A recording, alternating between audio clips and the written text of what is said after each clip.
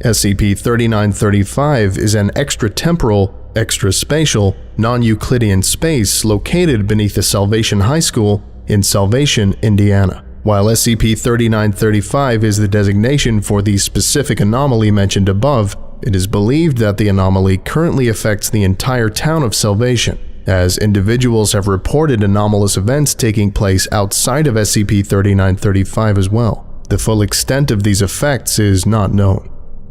SCP-3935 is reachable only through a collapsed section of sub-basement beneath the Salvation High School near the northwest corner of the building, below the school's pool. It is believed that SCP-3935 was the source of anomalous activity that took place in Salvation High School in the mid-1970s, which was investigated and contained by members of the Federal Bureau of Investigation Unusual Incidents Unit. Information pertaining to their investigation is available elsewhere in this file.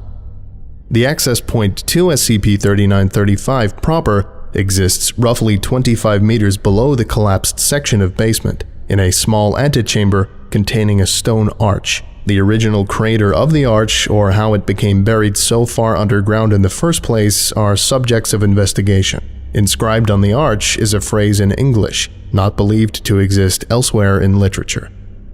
The way below winds deeper, longer, unspeakable its patterns laid, the lost forever damned to wonder, this thing a quiet madness made. The town of Salvation, Indiana has been evacuated, and a fenced 2-kilometer quarantine zone has been established around the center of the town. Roads leading to the nearby town of Eminence have been removed and rerouted. SCP-3935 was originally discovered following a series of paranormal events that took place within the Salvation High School during the week of June 18, 1976.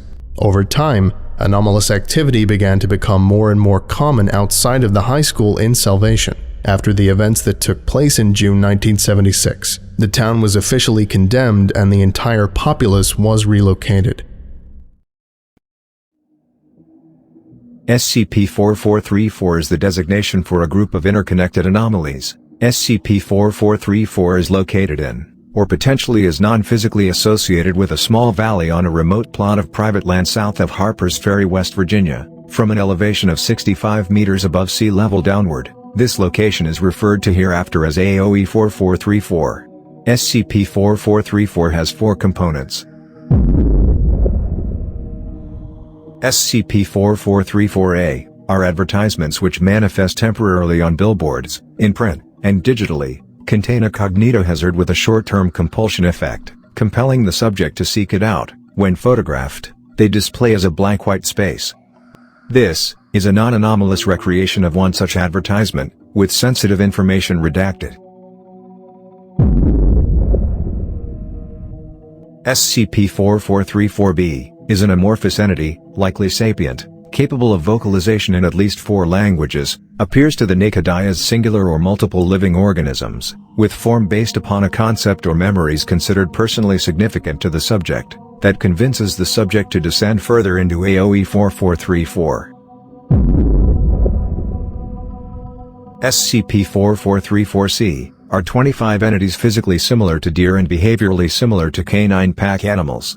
They will lethally attack and consume subjects before proceeding into SCP-4434-D and manifesting the next time a subject is present.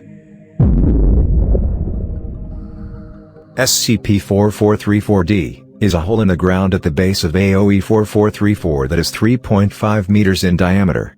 Its depth is unknown due to apparent anomalous spatial characteristics. Exploration via drones has failed every time due to data corruption. The current hypothesis as to SCP-4434's nature is that it is a Class 4 conceptual predator which uses its components to bait and consume prey via SCP-4434-D. However, this cannot be objectively confirmed. As SCP-4434 instances manifest irregularly and cannot be accurately tracked or predicted, containment efforts are dedicated to preventing entry into the property. Posted signage around the perimeter states that trespassing is prohibited. Persons who successfully arrive at 04434 are to be detained and amnesticized.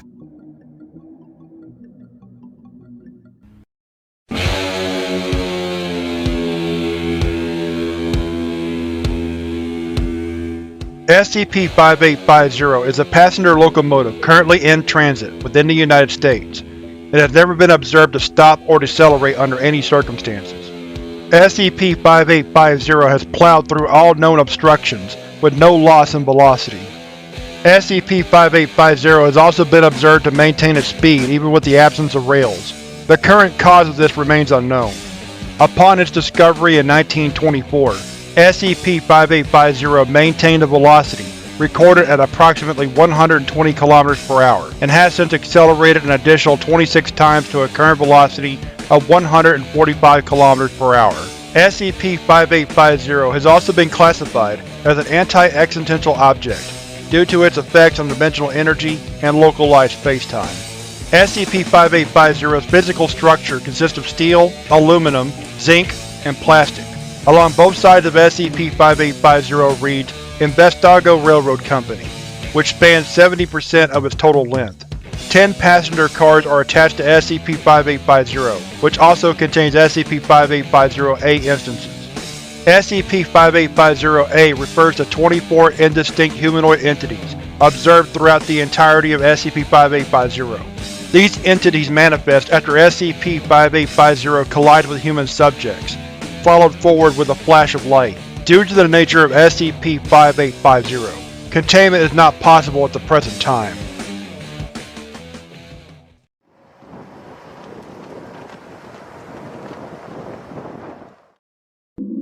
SCP-1836 is a green, non-tabular pinnacle iceberg peaking 90 meters above the surface, approximately 123 meters in length.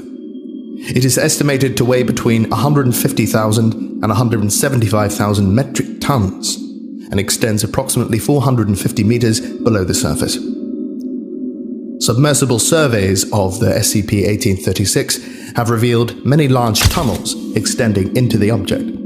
Aside from coloration, the object appears to be an ordinary iceberg.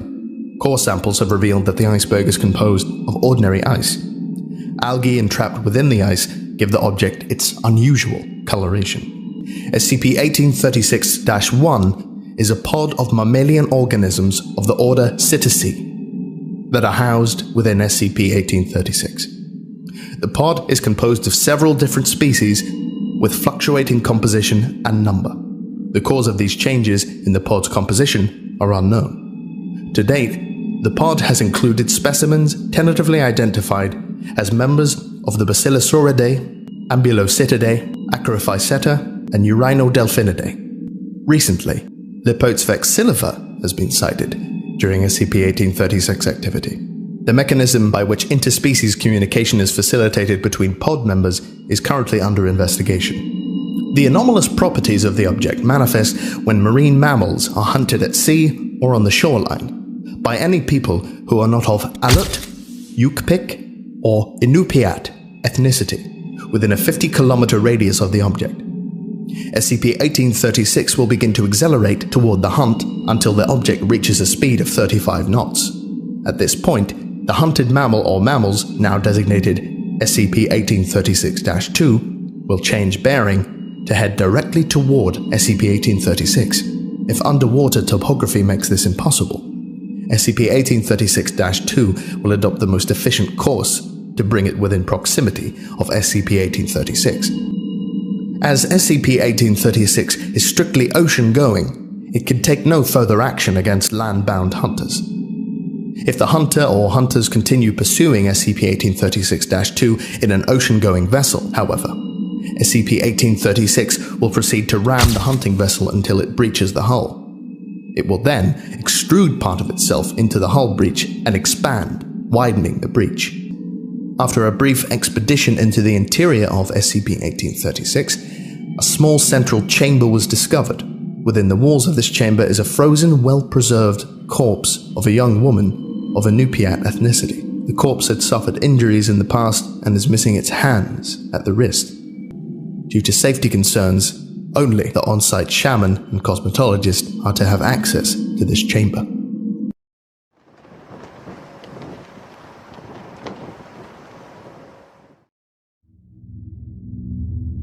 SCP-094 appears to be a perfectly black sphere, 163 centimeters in diameter, suspended approximately 3 meters off the ground with no apparent means of support.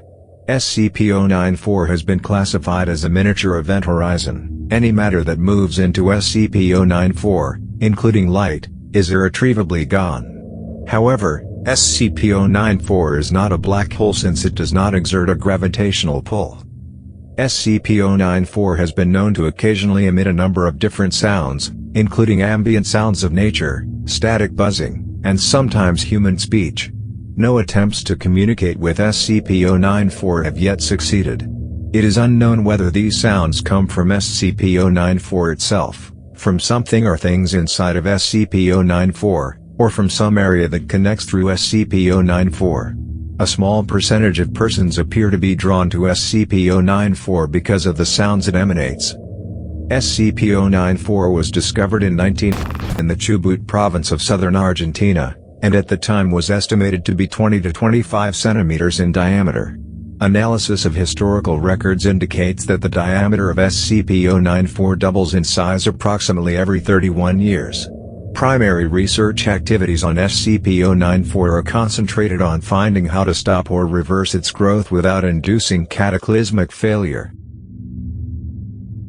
Dr. Llewellyn Garcia, a researcher stationed at SCP-094's containment, is credited with saying, "A few millimeters a month may not seem like much, and no, at the moment you cannot see SCP-094 change day to day, but if it continues its exponential growth, in less than 250 years it will be a kilometer wide, including vertically.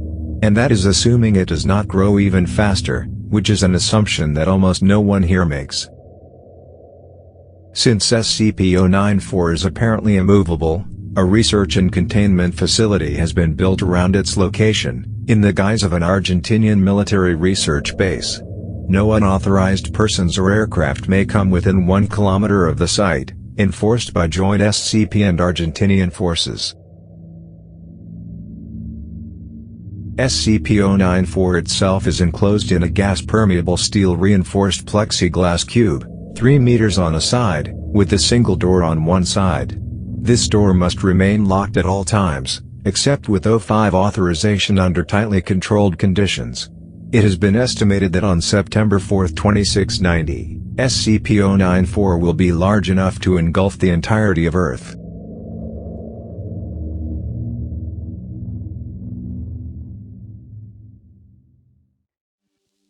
SCP-1986 is a cylindrical tunnel 2 meters wide lined with volumes of books. Although the full extent of the tunnel is unknown, radars have established a minimum depth of 274,700 kilometers or nearly 1 light second. Expeditions have confirmed a depth of at least 4,441 kilometers. The theory has been advanced that the tunnel may be infinite. All languages currently extant as well as extinct ones are represented. Dating techniques have established that the volumes originate from the era they would otherwise appear to, based on semantic and linguistic considerations. No discernible pattern has been found to the arrangement of the volumes. The volumes lining the tunnel often resemble known works, though with substantial alterations as to style, character, plot, and subject matter. Authors are occasionally authentic ones, though often they are wholly unknown. The works range from being somewhat unusual to completely nonsensical, though usually at least intelligible. In no case has any volume borne any publication information, and no discernible pattern has been found in the arrangement of the volumes. The following are some of the works recovered from SCP-1986. The Worm of Midnight, by Edgar Allan Poe. A collection of short stories, all of which concern shellfish. Intangible Heresies, by Carina Giusti. An Italian-language book of poems reminiscent of Italo Calvino's style, revolving around the genre of magical realism. The foreword introduces the work as having won the Nobel Prize for Obstinance. The Grasshopper Lies Heavy, by Hawthorne Benson, is a novel concerning an alternate world where the United States won World War II, but not in a manner consistent with our history. Appearing to be written from the point of view of an author living in a world where the Nazis prevailed. A search of 20th century fiction has uncovered this to be an imaginary work central to the plot of the real novel The Man in the High Castle by Philip K. Dick. The Joy of Cooking the English Language by Irma Sandusky. A cookbook describing the proper preparation and cooking of words and phrases in a wide variety of meals. Details include pre-cooking blanching techniques for crispy prepositions, recipes for suffixes, described as a fun treat for children, and a modified adjectival meal sufficient to feed 8. The last chapter of the book is devoted exclusively to what is described as gourmet words, like inhospitable, tertiary, and periphery. Jane's Fighting Ships, 2061 Annual, by various authors, is a reference on the changing capabilities of modern navies, their ships, aircraft and weapon systems in service and under construction. Many of the vessels and weapon systems are wholly unknown. Written in limerick form. Hagiography and the Gusto-Facial Response, by Declan McManus, is a Basque language script for an opera concerning the story of a group of Alaskan hunters snowbound in their cabin, driven mad with hunger, and forced to eat their hunting dogs. Dialogue consists entirely of rhetorical questions. SCP-1986 was discovered in 1989 by a librarian in an unused basement of the National Library of Argentina located in Buenos Aires. Foundation personnel administered Class B amnestics to those who had been made aware of its existence and cordoned off the basement under the guise of performing emergency structural repairs. As SCP-1986 is immovable and located in a heavily traveled public building, security must be maintained covertly in order to prevent the general public from becoming aware of its existence. Guards posing as library staff are to be employed.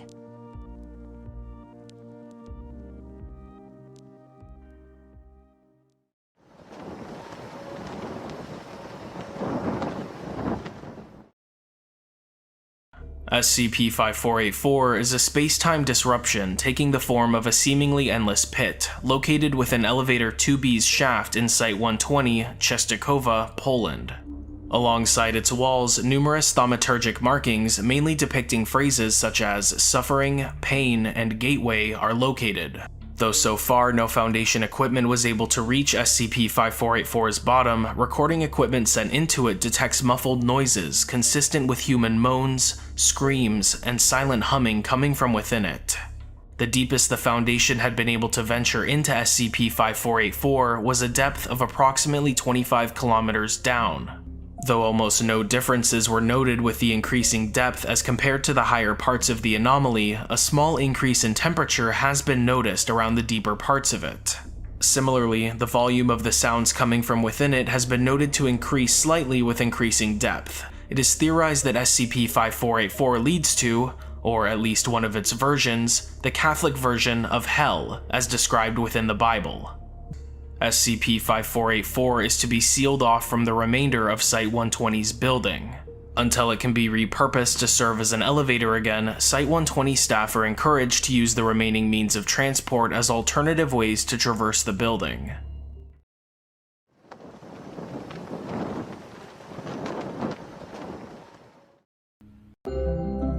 SCP-006 is a very small spring located 60 kilometers west of Astrakhan. Foundation Command was aware of its existence since the 19th century, but were unable to secure it until 1991 due to political reasons.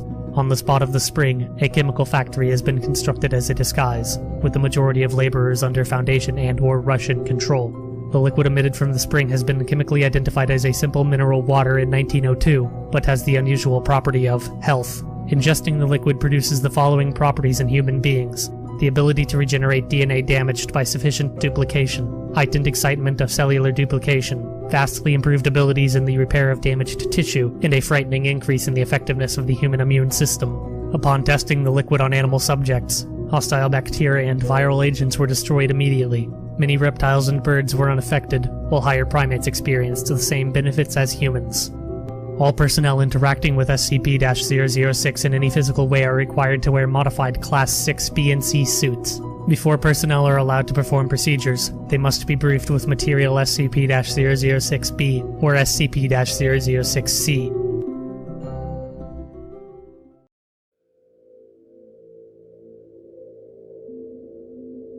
SCP-1499 is a Soviet GP-5 gas mask. A sealed test performed on the object suggested the object retained its original functionality. The anomalous effects of SCP-1499 activate when a human places SCP-1499 on their head.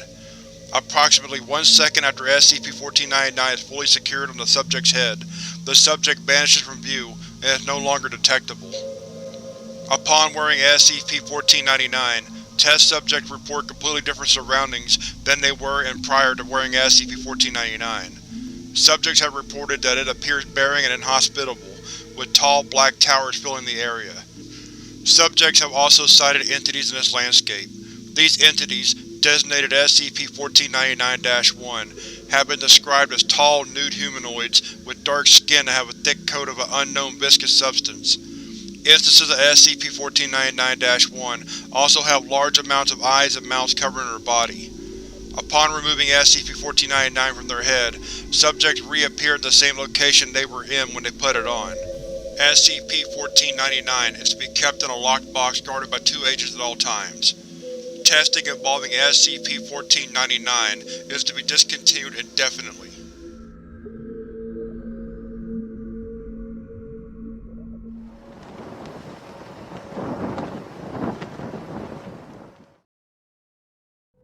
SCP-3220 is a large, underground silo located underneath an abandoned warehouse on Hashima Island, Japan. It is accessible by way of a 50-meter deep shaft under a hatch in the middle of the warehouse floor. A small metal placard bearing the words Department of Abnormalities in Japanese is bolted to the hatch. SCP-3220 extends just over 1 kilometer into the ground, and is 20 meters in diameter. The structure is designed in a manner similar to a panopticon. It possesses 200 floors, each of which is 5 meters tall and consists of a circular balcony, 3 meters wide, that runs the circumference of the room. A large tower in the center of the structure extends from the bottom floor to the height of the top floor. It is constructed of opaque one-way glass, reinforced by a steel frame. Each floor of SCP-3220 contains cubic cells recessed into the walls. These cells are 3 meters to a side and are fully exposed to the rest of the structure. A semi-translucent panel in the back of each cell provides light.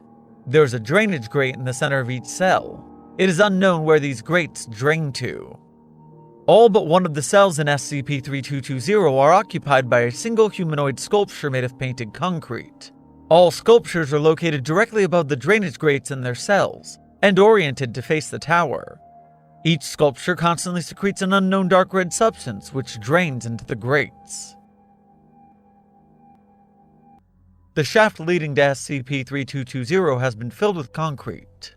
No further exploration or investigation into SCP-3220 is permitted at this time.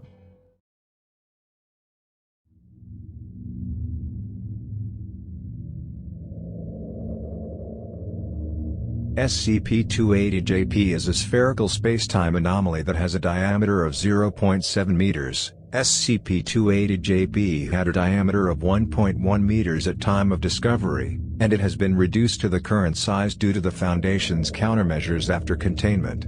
SCP-280-JP was found inside a cave in Mount. In Nagano Prefecture, Japan, SCP-280-JP was discovered during the search for a group of spelunkers who went missing inside Mount. The Foundation confirmed the existence of SCP-280-JP through the agent who reported the anomaly, and containment was established. SCP-280-JP's anomalous properties manifest upon contact with anything, such as matter, electromagnetic waves, and sound. Tests tracing the disappeared matter have as of yet been unsuccessful. SCP-280-JP reduces its own diameter in relation to the mass of the erased objects. Due to the immobile nature of SCP-280-JP, Site-81 has been erected at the place centered around SCP-280-JP. The entrance of the facility is to be locked tightly, and civilians are to be prevented from entering the facility. Staff wishing to use SCP-280-JP should submit a formal request to the site director. SCP-6979 is a selectively corporeal humanoid entity that periodically manifests within the Greater Tokyo metropolitan area. SCP-6979 appears as a tall, pale woman with long, black hair dressed in a uniform characteristic of Japanese office women. It wears a surgical mask covering its mouth, and is regularly seen carrying a red umbrella, regardless of the weather. SCP-6979 manifests during the night, following a set pattern of actions. SCP-6979 will manifest near a subject and walk toward them, so its encounter will occur in an area with no direct witnesses. If it is carrying an umbrella, it will always be carrying it in its right hand. SCP-6979 will ask the subject, "Am I pretty?" If the subject replies in the negative or reacts negatively to its presence, SCP-6979's left hand will grow into sharp claws, eviscerating the subject before demanifesting within the next 5 to 10 seconds. The attack always results in the subject's death. If the subject replies in the affirmative, 6979 will use its left hand to remove its surgical mask, revealing injuries to the corners of its mouth that reach up to its ears. 6979 will then ask, "Am I still pretty?" If the subject replies in the negative or reacts negatively, they will be killed in the same way, with 6979 demanifesting shortly afterwards. If the subject replies affirmatively a second time instead, 6979 will instead smile, thanking the subject before using its claws to cut the subject's cheeks, giving them similar injuries to its own. It will then demanifest as usual. The first recorded attack attributed to SCP-6979 occurred in July of 1979. However, information compiled by the Japanese government describes a similar entity manifesting as far back as the 17th century. The description of its appearance indicates changes in clothing to reflect the era, and that its attacks seem to only frighten people before demanifesting. 6979 events were first believed to be the work of a serial killer, sensationalized by the media as part of Japan's urban legend surge during the 70s and 80s. It wasn't until 1982 that emerging detection technology allowed for proper classification as an anomalous entity. By then, 6979 had become a popular urban legend, the entity being known as the Kuchisei Kona, the slit-mouthed woman, different iterations of its legend spreading across Japan. Research into means of containment continued until 1992, freezing after the 1991 Japanese economic bubble burst. Due to SCP-6979's nature, full containment has yet to be achieved. The cover story of a serial killer is to be disseminated through the public, with survivors interrogated then amnesticized.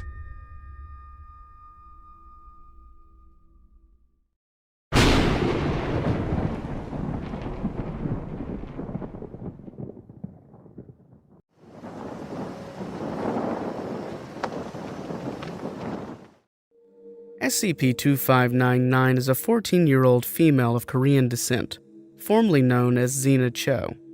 SCP-2599's anomalous effect has two components. SCP-2599's primary anomalous effect is a mental compulsion that causes it to be unable to disobey any direct commands. This effect is contingent on SCP-2599's perception that it has received a command. Should it not believe that it is receiving a command, it will not be compelled to follow it. This effect currently has no limits, and SCP-2599 has followed orders including self-harm, violence towards others, and other undesirable actions. SCP-2599 possesses a 0 on the Psychic Resistance Scale, currently the lowest recorded score on file. SCP-2599's secondary anomalous effect is its inability to fully carry out any given command. This effect causes SCP-2599 to fulfill most aspects of any command directed towards it, but it is unable to complete all requested components of the command or does not complete the command satisfactorily. Rigorous testing has concluded that this effect is involuntary and is not motivated out of any desire for rebellion or dissatisfaction with commands that it has been given. SCP-2599 has been unable to complete commands even when it has wished to do so, due to its secondary effect. Once SCP-2599 is ordered to perform a certain action, it is no longer capable of successfully completing that action in the future, even if it was previously capable of doing so. This effect can be overridden with a successive command. SCP-2599's secondary effect allows SCP-2599 to perform other anomalous effects as well, though only under the direct wording of a command.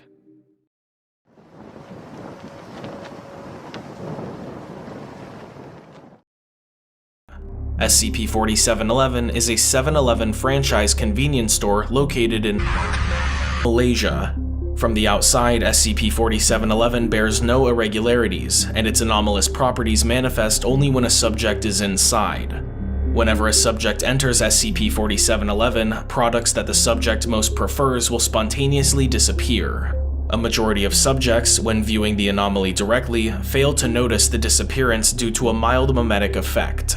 When viewed from outside or via SCP-4711 security cameras, the disappearance of items is visible. Notably, the mimetic effect carries through these methods of viewing. Tracking devices placed on or within items are left behind when items disappear. This disappearance effect is not only limited to foodstuffs, and is applicable to any items sold within SCP-4711.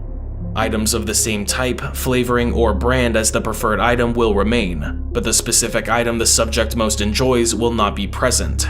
Additionally, when a subject attempts to use SCP-4711's restroom, the entrance will be locked, or the facilities themselves will be out of order. When a subject attempts to use the slushy machine or soda fountain, the machines will immediately fail to operate, or release only flavoring syrups. In the event that a subject carries multiple forms of payment, the registers will only accept the form they least commonly use.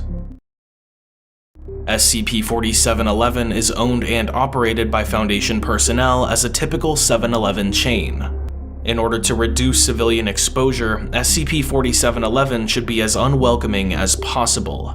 Any non-Foundation personnel who makes mention of the anomaly or appears to be distressed while within SCP-4711 is to be amnesticized and removed from SCP-4711.